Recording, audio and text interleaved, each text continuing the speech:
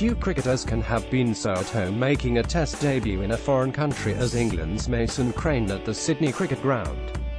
Less than a year ago, the 20-year-old performed so well in his time with Sydney club Gordon that he was called up to play for New South Wales in the last first-class match to be held at the SCG, and if there is some comforts for a young leg spinner who has so far conceded 1-135 bowling for the first time in Test cricket on this ground, such as Shane Warne returning 1-150 on debut in Sydney, then there are others he should ignore. England handed a cap to Scott Borthwick in the final Ashes Test here 4 years ago, and he has not been picked since. The Hampshire man's first few days of Test cricket have been nothing if not eventful. He was padded up to be night watchman on the first evening, only for Johnny Bairstow to go to the middle and be out by the time the day was done. He was then run out in a mix-up with James Anderson on the second morning, all before getting the ball in hand for the first time. If that opening day of bowling was impressive, full of near misses rather than clear chances, then the next was despair to delight. The chance to have Usman Khawaja caught and bowled was missed by a blade or two of grass. Later in the same over, an LBW decision and a maiden wicket was denied because there was no shoe leather behind the popping crease. When Crane returned later, the advancing Khawaja was beaten by a leg break that turned between bat and pad. When Bairstow removed the bails, Crane wheeled away in a fist-pumping celebration.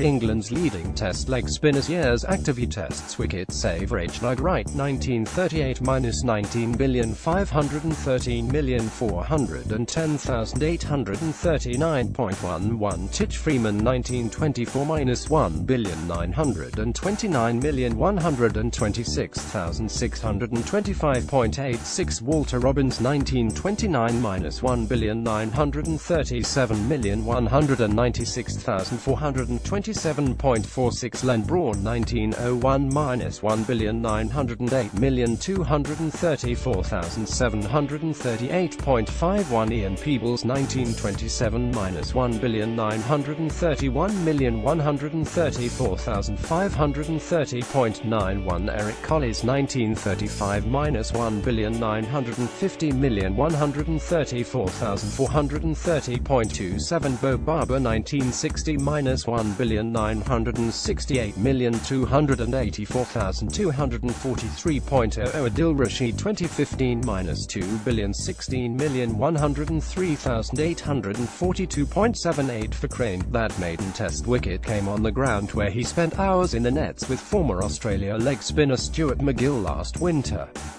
In those twice-weekly sessions, arranged by the England and Wales Cricket Board's spin bowling scholarship, Crane may have unwittingly picked up his mentor's mannerisms, the long, bounding run-up, or the towel tucked into the waistband of the trousers on the left hip. I know that MacGill drums into bowlers to approach every ball in exactly the same way, said Andrew Falk, the Gordon scorer with whom Crane lived during his time in Sydney. You get into a routine.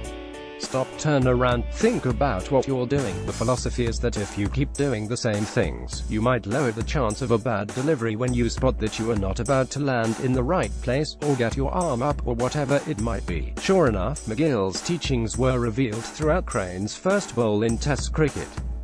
Time and again he would pull out of his action, even if that meant drawing boos from the crowd. If something doesn't feel quite right when I'm running in, I stop myself rather than bowling a ball that wouldn't be as good as I can give, he explained.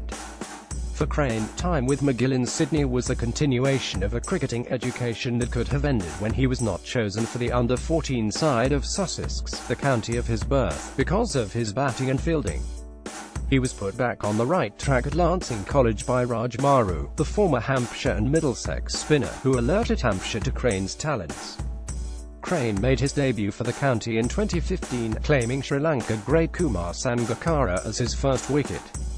It was former Hampshire teammate Will Smith, once of Gordon, that recommended Crane to the Sydney side. We made him a better player, but we haven't created the cricketer, said Gordon wicketkeeper Ash Dulin. We helped him out as a person. He's a good kid. He arrived prim and proper, but an only child that was fresh from home, and so, while Crane was learning in the nets from MacGill, he got a different kind of education in the suburb that is a half-hour drive to the north of Sydney city centre. His dad is a hairdresser and no one else had ever given him a haircut, said Dulin. It took him 2.5 months to get one while he was here. I took him to the local barber and he just wanted a short back and sides, but it took him about an hour and a half to work out what he needed. He had to phone his dad in England to find out. Media playback is not supported on this device. From the barbers to the beach. He wanted to go to the beach, but his body didn't allow it, added Julian. He was probably the palest of the English players we've had here in the past 10 years. He used a whole bottle of sunscreen, then sat in the sand with no towel. His whole body was covered in sand. When it came to going into the water, he thought he was made of sugar and that if you jump into a bath over here you'll get eaten by a shark. There were domestic teething problems, too. It wasn't that he didn't want to change the toilet roll, said Falk. I just don't think he'd ever had to do it before. His room looked like a bomb site.